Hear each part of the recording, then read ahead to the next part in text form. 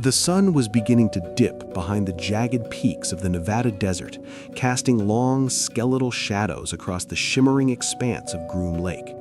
In the distance, a pilot, one of the few men on Earth who didn't officially exist, pushed the throttle of a sleek black aircraft that looked more like a shard of midnight than a machine.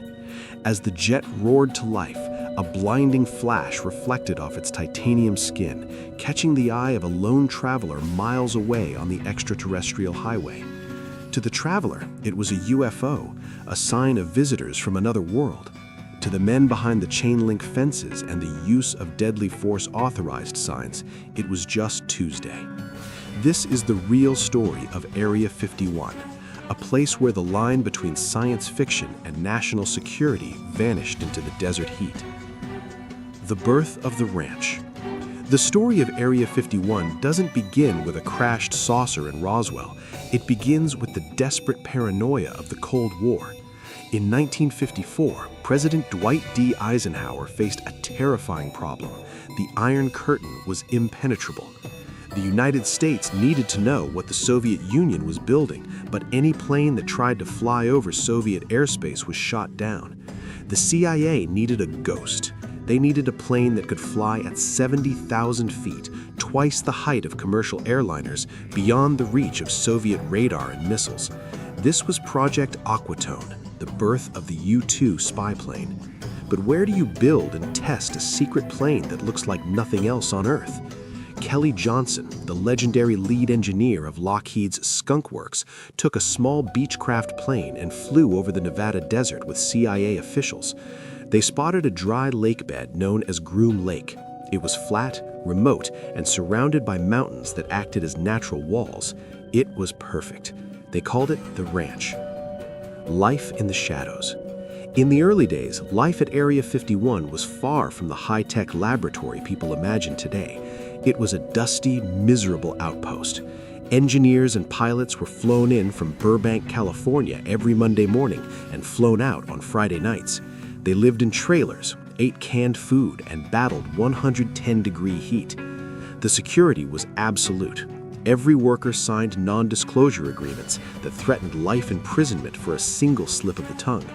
If a wife asked her husband what he did in Nevada, the standard answer was, "I drive a truck." When the U-2 finally took flight in August 1955, the UFO sightings began. Commercial pilots flying at 20,000 feet would look up and see a silver speck reflecting the sun high above them, higher than any bird or plane was supposed to go. They reported these sightings to Air Force towers.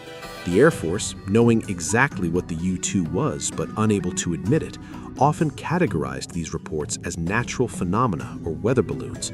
Thus, the myth of the alien base was born out of a very human secret. Project Oxcart, the impossible machine. By the early 1960s, the U-2 was no longer enough.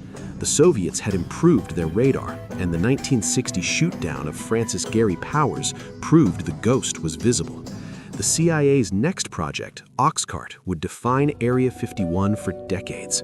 The goal was the A-12, a plane that could fly at Mach 3, over 2,000 miles per hour, and disappear from radar. This was decades before stealth was a household word. To build it, Kelly Johnson needed titanium. The irony, the only place to get enough titanium was the Soviet Union. Through a series of shell companies and third-party buyers, the CIA literally bought the metal for its secret weapon from its greatest enemy. Testing the A-12 at Area 51 was a logistical nightmare.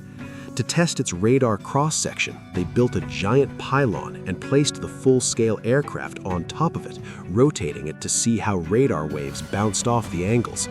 If a Soviet satellite was scheduled to pass overhead, a birdwatch siren would blare. Within seconds, the top-secret plane would be wheeled back into a hangar or covered with heat-shielding blankets to hide its signature from infrared sensors. The MiG thieves, have drill and have ferry. While the U.S. was building its own jets, Area 51 became the ultimate chop shop for stolen technology. During the Vietnam War and the various conflicts in the Middle East, the U.S. managed to acquire Soviet MiG-21 and MiG-17 fighter jets through defectors and clandestine deals. These planes were brought to Groom Lake under the code names Have Drill and Have Ferry. Top Gun American pilots would engage in mock dogfights against the MiGs to learn their weaknesses. These secret tests were so successful that they led to the creation of the Navy's Top Gun School. For years, if you were a pilot at Groom Lake, you might find yourself dogfighting a Soviet jet over the Nevada desert, a surreal experience that officially never happened. The stealth revolution, Have Blue. By the late 1970s, the focus at Area 51 shifted from speed to invisibility. A mathematical breakthrough allowed engineers to design a plane made of flat facets that would bounce radar waves away from the receiver. The prototype was called Have Blue. It was ugly, unstable, and looked like a hopeless diamond. But on the radar screens at Area 51, it was the size of a marble. This project eventually evolved into the F-117 Nighthawk, the world's first operational stealth fighter. During its development, Area 51 became even more restricted.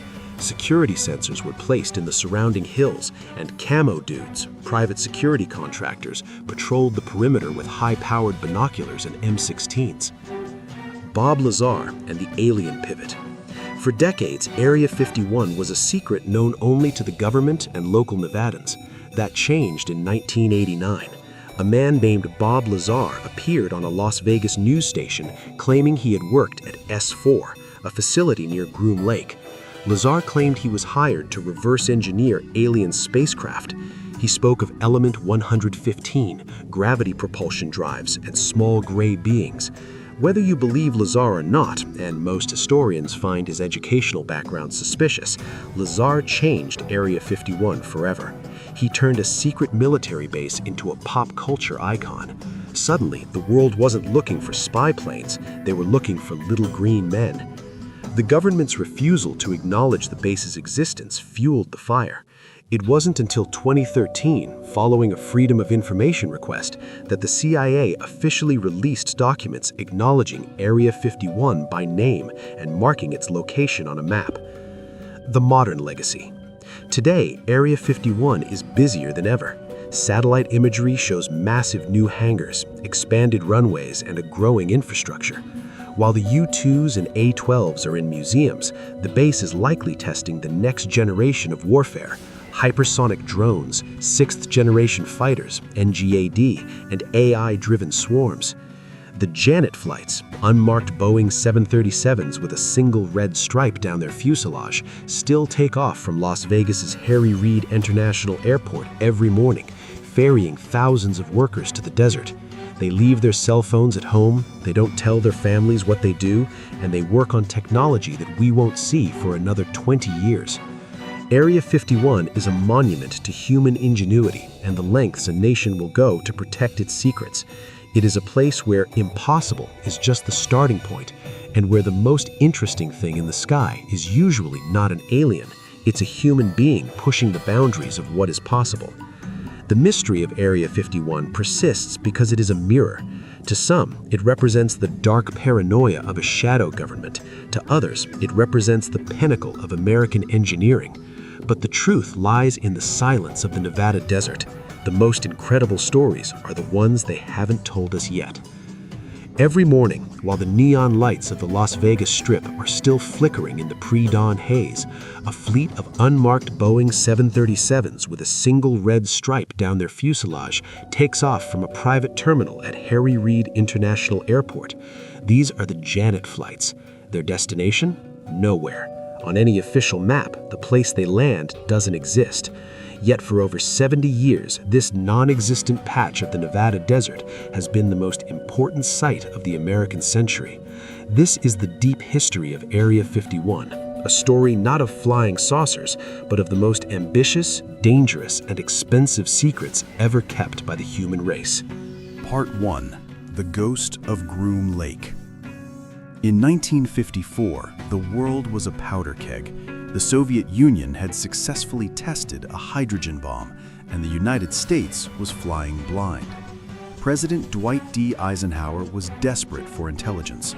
The CIA's solution was Project Aquatone, an aircraft that could fly so high it would be invisible to radar and untouchable by Soviet interceptors. But such a plane, the U-2, couldn't be tested at a standard Air Force base. It was too delicate and too secret.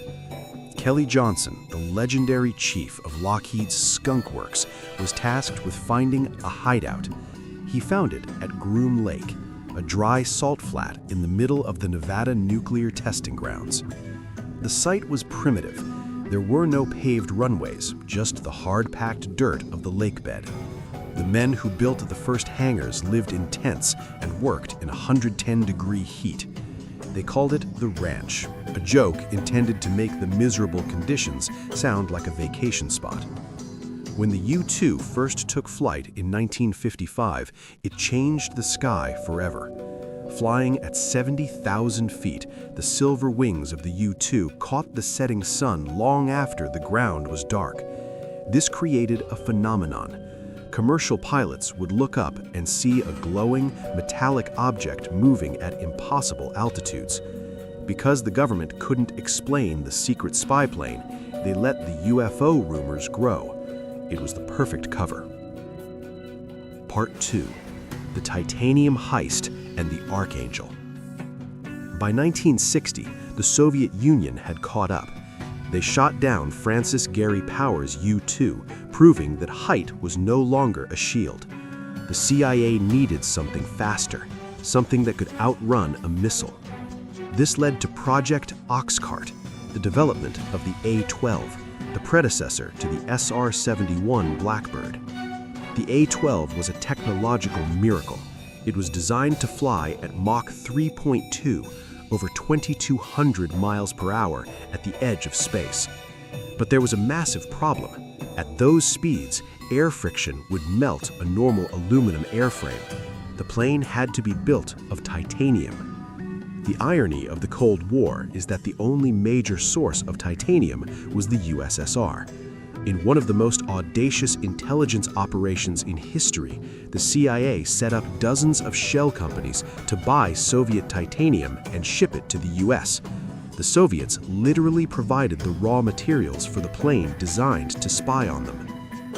Testing the A-12 at Area 51 was a feat of engineering madness.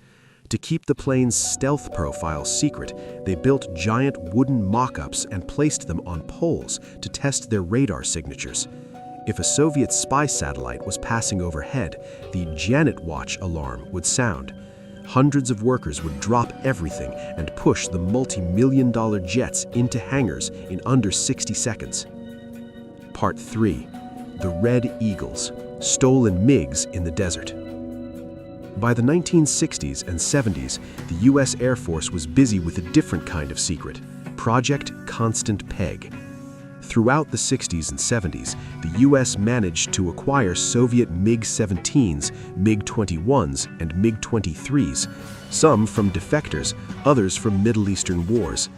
These planes were brought to Area 51, where a top-secret squadron known as the Red Eagles flew them against American pilots. This was a high-stakes game. The MiGs were notoriously difficult to fly and prone to mechanical failure. American pilots had to learn to master the very machines they were trained to kill. The lessons learned in the dogfights over Groom Lake became the foundation of the Navy's Top Gun program. If you were a pilot in the 80s who suddenly knew how to defeat a Soviet jet, you owed your life to the secrets of Area 51. Part 4. The Stealth Revolution, Have Blue.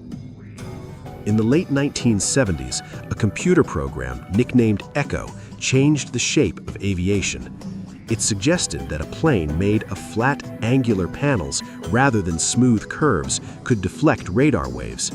This led to the creation of Have Blue, the prototype for the F-117 Nighthawk. Area 51 became the epicenter of the stealth era. The plane was so unstable it was called the Hopeless Diamond. It could only fly with the help of sophisticated computers. During this time, security at the base reached a fever pitch. The perimeter was expanded, and the Camo Dudes, private security, began their 24/7 patrols. The base was no longer just a testing ground, it was a fortress. Part 5. The 1989 Turning Point, Bob Lazar. Until 1989, Area 51 was a secret known to few. That changed when a man named Bob Lazar went on television with journalist George Knapp. Lazar claimed he had been hired to work at S4, a facility carved into the mountainside near Groom Lake. His story was explosive. He claimed he saw 9 alien craft being reverse-engineered. He spoke of Element 115, a stable isotope that powered the craft's gravity drives. While many experts have debunked Lazar's credentials, his story acted as a cultural wildfire. Suddenly, the UFO connection wasn't just a byproduct of secret flights, it became the base's identity. This era saw the rise of the extraterrestrial highway and the Little A Lynn in Rachel, Nevada. The government's silence only made the alien theories more believable to the public. Part 6. The Dark Side of the Secret. The secrecy of Area 51 had a human cost. In the 1990s, workers at the base began to fall mysteriously ill. They claimed that the military was burning toxic waste, including hazardous jet fuel components and resins from stealth coatings, in open pits. The thick black smoke filled with dioxins blew over the base. When the workers tried to sue the government, the Air Force invoked the state secrets privilege. They argued that even acknowledging the chemicals used at the base would reveal national security secrets. President Bill Clinton signed an executive order exempting the base from environmental disclosure laws. The lawsuits were dismissed. For the workers, the secrecy that protected the nation was the same secrecy that denied them medical justice. Part 7. The Modern Horizon. Today, Area 51 is more active than it has ever been. Recent satellite imagery reveals massive new hangars, one of which is large enough to house a plane with a 200-foot wingspan. What is happening there now? Most experts point to 3 things. 1. Drones, from the RQ-170 Sentinel to swarms of autonomous AI-controlled fighters. 2. Hypersonics, aircraft capable of flying at Mach 5 or higher. 3. B-21 Raider. The next generation of stealth bombers is currently being refined in these hangars. The base remains a paradox. It is the most famous secret on Earth. It is a place where the laws of physics are tested, where the Cold War was won, and where the future of warfare is written in the sand. The Janet planes still take off every morning. The red stripe still cuts through the Nevada sunrise. And as long as there is a need for shadows, Area 51 will remain the place where the impossible becomes reality, hidden behind a no trespassing sign. While the public was busy looking for flying saucers in the 1990s, the engineers at Area 51 were perfecting a technology that would change the face of global conflict forever: digital stealth and the drone revolution.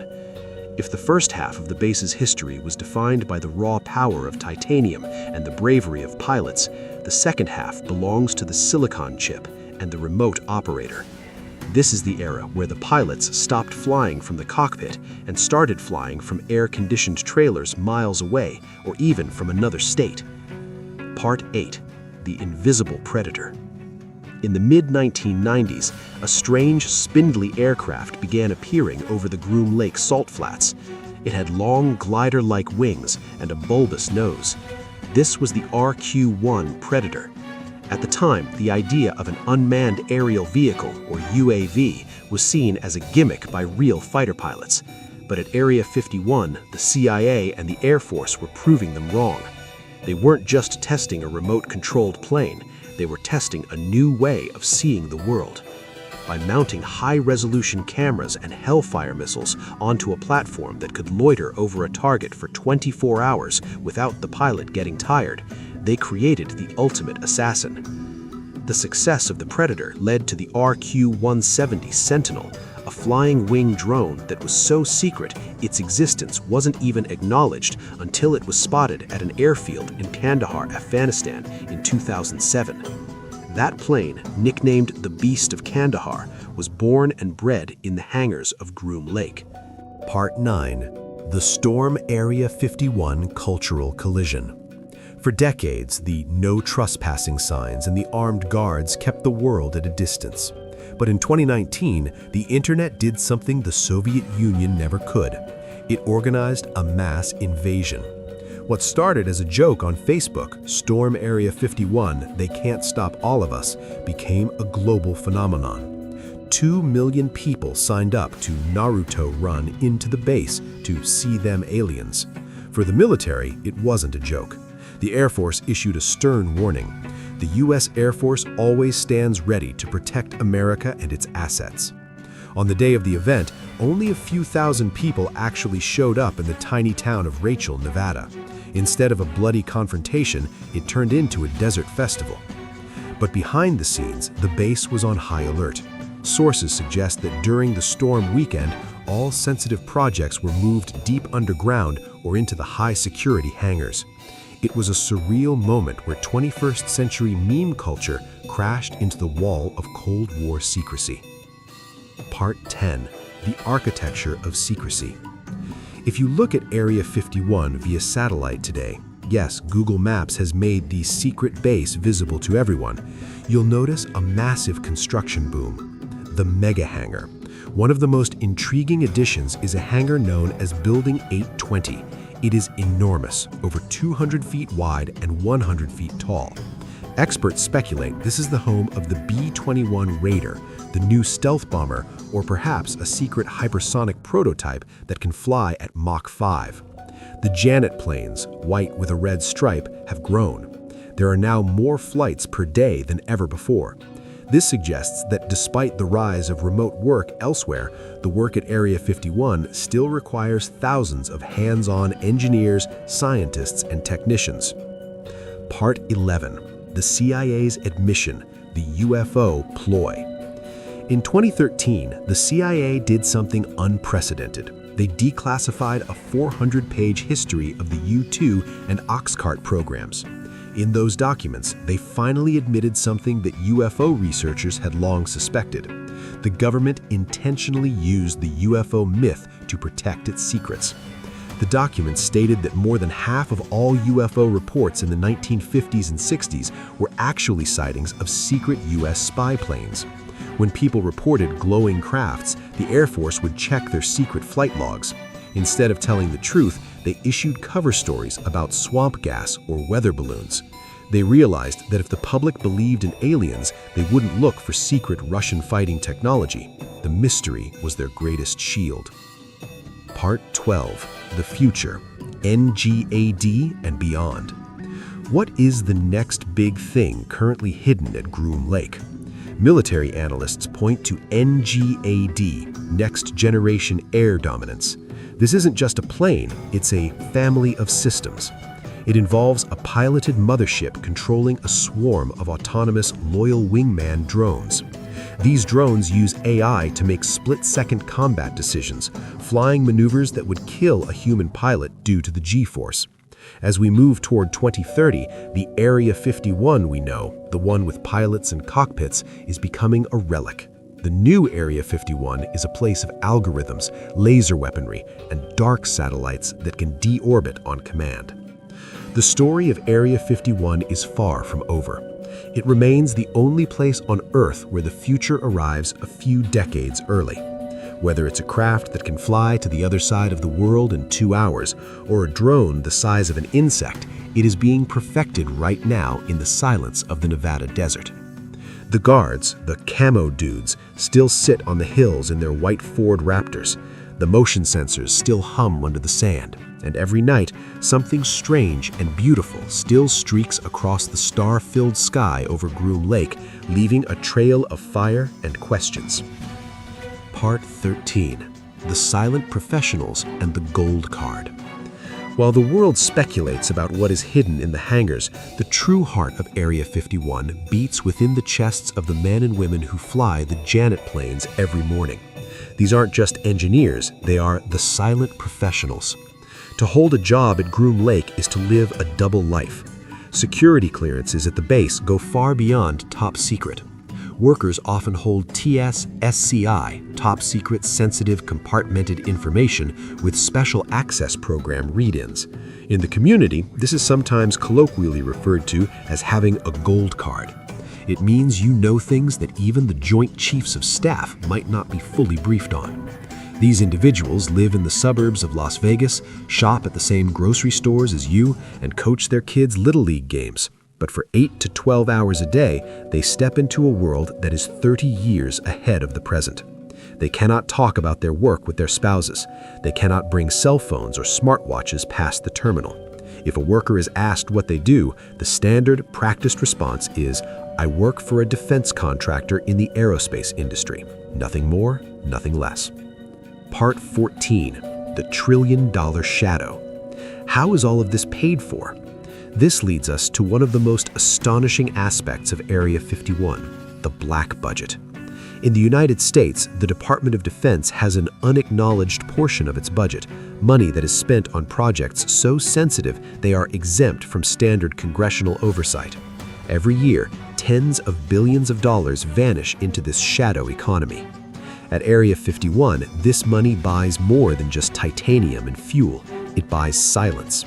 It pays for the most advanced security system on the planet, a network of scent sensors capable of detecting human sweat from a mile away, buried vibration monitors that can distinguish between a coyote and a human footstep, and men in black, the private security forces from firms like MGE, formerly EG&G, who have the legal authority to use deadly force on anyone who crosses the line. Part 15, the next frontier, hypersonics and the SR-72. As we look toward the 2030s, the secrets of Area 51 are moving faster than the speed of sound. The latest open secret whispered in aviation circles is the SR-72, the son of Blackbird.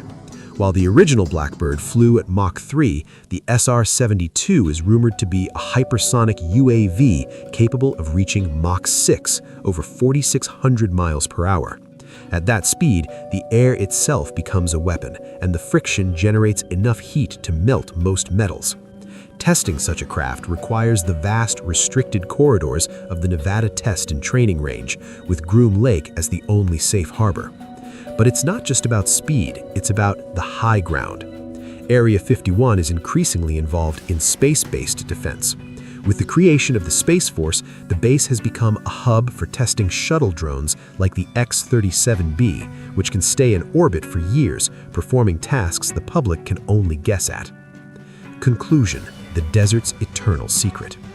Area 51 is more than just a military base. It is an American myth. It is the place where the frontier spirit of the Old West met the high-tech paranoia of the Cold War. We may never know if a crashed saucer from 1947 is tucked away in a sub-basement, but in many ways, the truth is more incredible. The aliens at Area 51 were actually American engineers like Kelly Johnson and Ben Rich, who looked at the laws of physics and decided they were merely suggestions.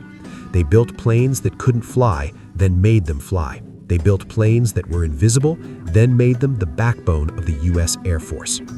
The mystery of Area 51 persists because the government needs it to. As long as there is a nowhere on the map, there is a place where the next great leap forward can be nurtured in safety. As the sun sets over the Nevada desert, the Janet planes begin their return to Las Vegas. The workers step off the planes, blend into the crowds of tourists, and go home to their families. Behind them, back at Groom Lake, the lights of the long runway flicker to life. A low hum begins to vibrate the desert floor. Something sleek, dark, and impossibly fast rises into the night sky, disappearing before the human eye can even register its shape. The secret remains, the story continues, and the desert keeps its silence.